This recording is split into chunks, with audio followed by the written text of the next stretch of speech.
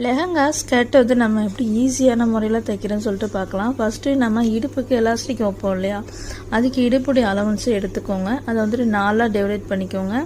இந்த மாதிரி 4ஆக மடிச்சுட்டு அந்த எலாஸ்டிக் உடைய ஹைட்டை நீங்கள் வந்துட்டு டபுளாக பார்த்துக்கோங்க. ஏன்னா எலாஸ்டிக்கு 2 இன்ச்சு இருக்கும் இல்லையா, அதை டபுளாக பார்த்தீங்க அப்படின்னா 4 இன்ச்சு எக்ஸ்ட்ரா 1 இன்ச்சு வச்சு 5 இன்ச்சஸ் வரைக்கும் நீங்கள் மார்க் பண்ணிவிட்டு கட் பண்ணிக்கோங்க.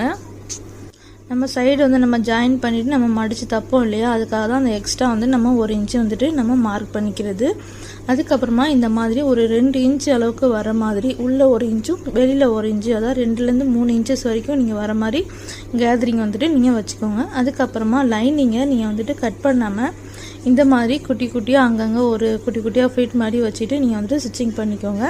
இந்த மாதிரி பண்ணும்போது உங்களுக்கு ஈஸியாக இருக்கும். உள்ளே வந்துட்டு லைனிங்குமே வந்துட்டு நல்லா ஃப்ரீயாக இருக்கும். நமக்கு ஸ்கர்ட்டு வந்துட்டு எந்த அளவுக்கு ஃப்ரீயாக இருக்கோ அந்த மாதிரி லைனிங்கும் வந்துட்டு ஃப்ரீயாக இருக்கும். இப்போ நம்ம மேலே வந்துட்டு எலாஸ்டிக் நம்ம கட் பண்ணி வச்சோம் இல்லையா, அதை வந்துட்டு அந்த ஸ்கர்ட்டில் உள்ள லைனிங்லாம் நம்ம ஜாயின் பண்ணதுக்கு அப்புறமேட்டு நீங்கள் மேலாப்பில் வச்சுட்டு இந்த மாதிரி ஜாயின் பண்ணிக்கோங்க. இந்த மாதிரி நீங்கள் ஜாயின் பண்ணும்போது ஃபினிஷிங் வந்துட்டு பார்த்தீங்க அப்படின்னா நீட்டாக இருக்கும். வெளியே வந்துட்டு நமக்கு பிசுறு எதுவுமே தெரியாது. இந்த மாதிரி அழகாக இருக்கும். அதுக்கப்புறமா நம்ம ஸ்கர்ட்டை வந்துட்டு நம்ம சைடு வந்துட்டு நம்ம ஜாயின் பண்ணிக்கலாம். ஃபஸ்ட்டு வந்துட்டு நீங்கள் சிங்கிளாக வந்துட்டு ஜாயின் பண்ணிக்கோங்க. அதுக்கப்புறமேட்டு இந்த மாதிரி டபுளாக வந்துட்டு ஃபோல்டு பண்ணி நீங்கள் ஜாயின் பண்ணிட்டீங்க அப்படின்னா அந்த இடத்துல நமக்கு வந்துட்டு பிசுறு எதுவுமே வெளியில் தெரியாது. இந்த மெத்தடில் நீங்கள் தைக்கும் போது ஃபினிஷிங் வந்துட்டு பார்த்தீங்க அப்படின்னா நீட்டாக இருக்கும். எந்த இடத்துலையுமே ஒரு பிசுறு கூட நமக்கு வந்துட்டு வெளியில் வராது.